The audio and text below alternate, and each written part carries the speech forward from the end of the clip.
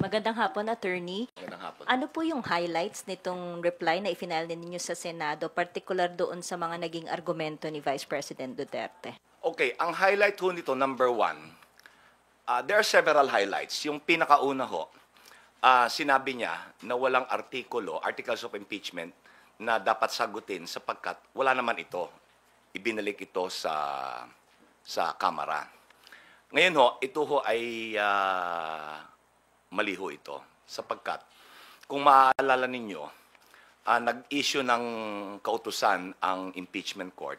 Sinasabi na na padalan ng writ of summons si Vice President Sara at ilakip dito yung articles of impeachment. So, nung sinerve po yung summons na yung articles of impeachment, na natanggap naman niya and sinagot niya. Pangalawa, yung articles of impeachment po, if you will remember, dinifer ng House of Representatives yung pagtanggap nito, pinagpaliban. Pangatlo, nag-issue ng order ang impeachment court na they are not dismissing or terminating the proceedings. So, buhay na buhay ang articles of impeachment.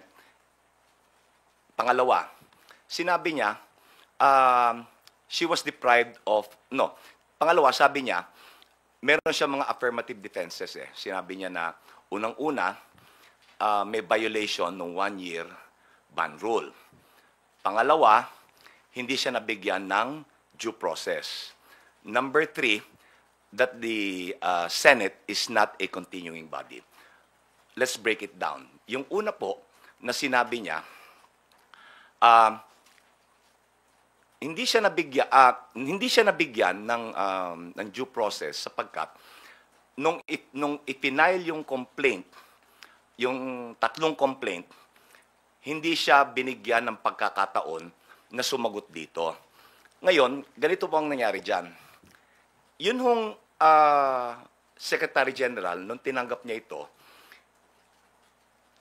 inipon muna niya yung mga ibang complaints sapagkat alin ho sa doktrina nung Gutierrez versus the Committee on Justice, sinabi ng Supreme Court na maaaring buuin muna lahat ng complaint bago i-transmit o i-refer sa Speaker of the House, na walang paglabag yon.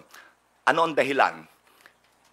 Ang iniiwasan ho ayon sa Supreme Court merong isa, yung mauunang mag-file, na flimsy o walang kabuluhan just to bar other legitimate impeachment complaints. So, sabi ng mataas na hukuman, pwede yang ibigay, buuin muna, tsaka ipapasa. Ang importante, yun hong papasok siya dun sa 10-session day rule. 10-session day rule. Ngayon, mula ho nung final, yung pinakaunang impeachment complaint, hanggang doon sa pinakahuli, na yun ho, December 2. Yung pinakahuli, February 5. Yan ho yung ang nakapirma, more than 1/3 ng mga congressman. Pasok ho yan lahat sa 10 session days na requirement.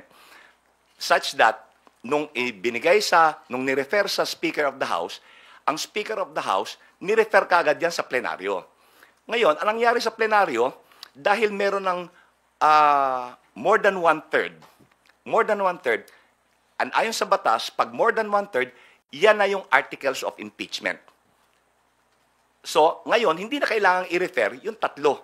Dahil may articles of impeachment na eh. Doon ho, sisipa na yung 1-year bar rule. So, yun din ho, ito ay in relation doon sa una ko nabanggit, yung jurisdiction dahil nag-violate daw ng 1-year ban rule. Hindi po. Lahat ho ng impeachment complaint ay pumasok doon sa requirement na 10-session day rule. Pangalawa, ang sinabi niya, hindi siya nabigyan ng due process. Okay? Yung due process there are two ways of initiating an impeachment complaint. Yung unang kong paraan, ay saklaw yung dalawang method. Yung isa, reklamo or complaint ng isang miyembro ng Kamara, verified complaint. Yung pangalawa, verified complaint ng isang mamamayan na inendorso ng miyembro ng Kamara. Yung pangatlo, yung more than one-third. Ngayon, yung due process na sinasabi niya, ito po ay nag-a-apply kung ang complaint was initiated by referral to the Committee on Justice nung first two methods. Yung complaint ng mamamayan na inendorso ng miyembro ng Kamara or yung reklamo ng miyembro ng Kamara. Yan ho, dadaan yan sa proseso sa Committee on Justice.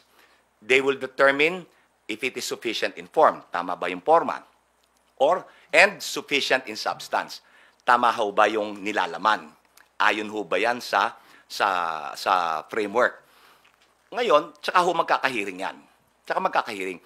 Ito, ang nangyari dito, nagkaroon na ng yung impeachment proceeding ho, nag-kick in yung 1-year ban dahil yung impeachment process na initiate through the more than one-third endorsement ng mga miyembro ng Kamara.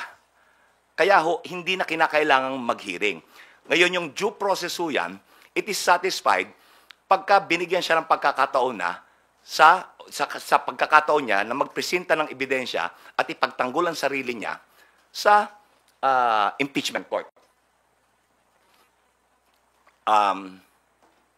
You know,